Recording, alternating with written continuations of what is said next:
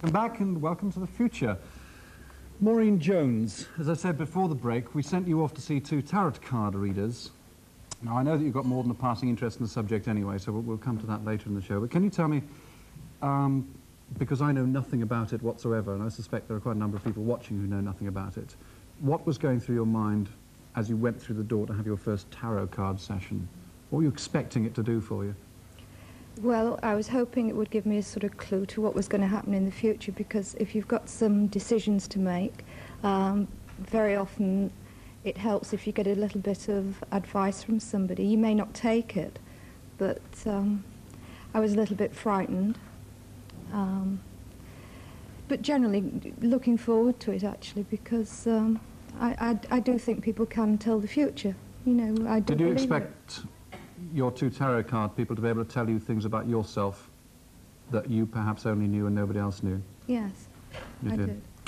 Well, I think actually, without further ado, loath though I am to use that phrase, we'll come on to our first tarot card reader, who is Anita Moss, who I'd like you to meet, who I think will have brought with her. Welcome, Anita.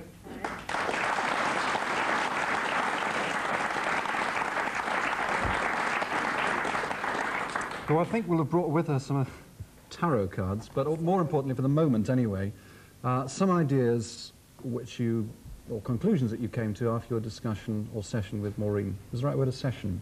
Consultation, I think. Consultation, then. What conclusions did you come to about? Well, one of the conclusions was that I think she'll move residentially. Several things that I got. One was that there was a relationship that she had with a friend that was broken, but I got, that it would be renewed again.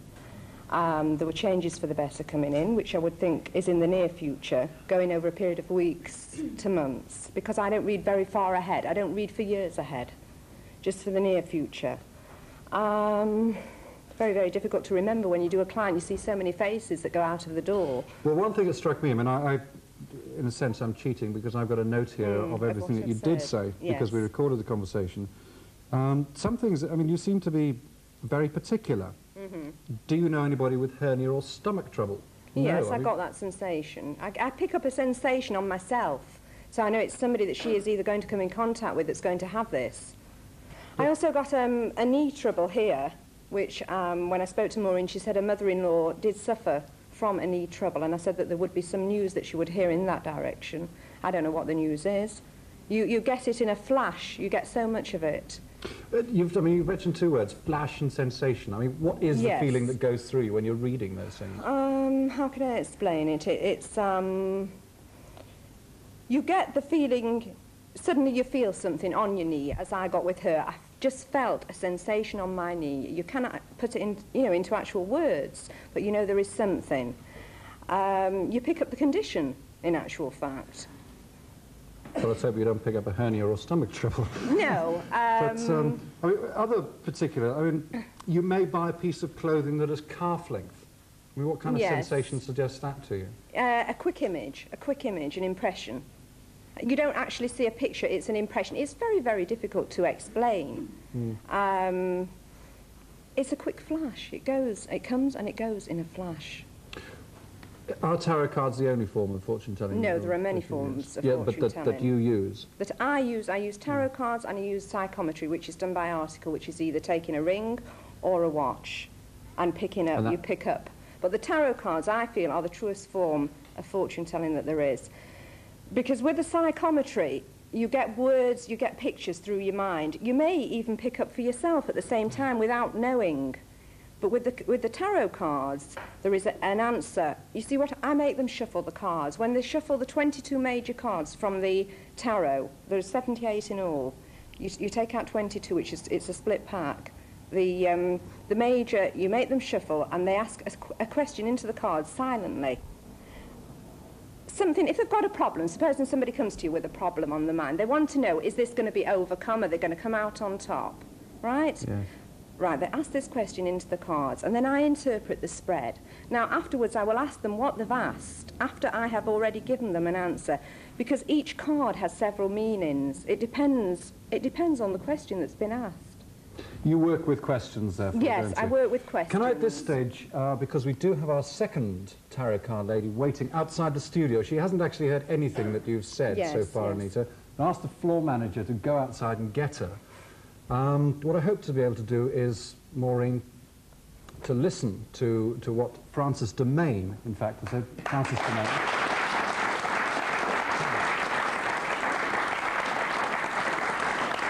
Welcome, Francis. What I'd like to do is to ask you what your conclusions were about Maureen, the victim, again, if you like. Right. It's rather difficult to remember, actually, as I see so many people. I think the first thing I brought up was career, because it's terribly important with Maureen. And in particular, as it turned out that she was in her own business, which all I could see were these peculiar packages going up and down. Tends to be human packages, but still. Very much things to do an awful lot with the past, because I always believe in going into the past with people, because then while they come to see the future, I mean, I could tell them any old rubbish about the future. They've got to know that I can see for the individual. And I told her of the past, certain things to do with home life, also the death of your mother, your father having got remarried, etc. That's important. Can I hang on to that point just for a moment, Maureen, and come to you? Frances has said that she told you things about your past. What percentage of what she said was actually to the point, and how much of it was nonsense? She was very good, actually. Quite a lot of it was quite accurate. Well, how much is quite a lot? I mean, 50% of it? No, probably a little bit more. About a little bit more. 75%.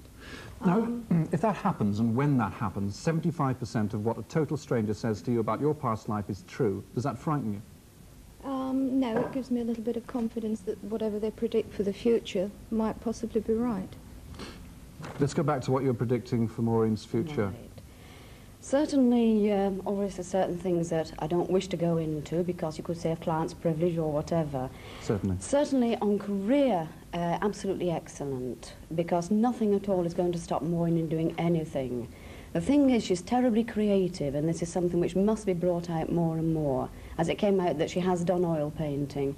But this is just on the side once she's made the money, and also more to do with her actual leisure time. Can I be very naive? Yeah. I mean, almost blunt, please forgive me, but, I mean, looking at the way that Maureen dresses, Right.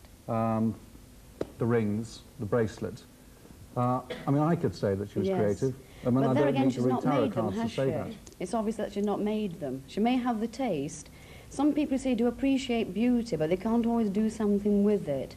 Now, Maureen had in fact done oil painting and was in fact very keen on doing that sort of thing. Other people, you could say like yourself, can appreciate beauty but know nothing about it. Well, what I'm trying to establish, I mean, again, Anita, you I might just say like to appearances. into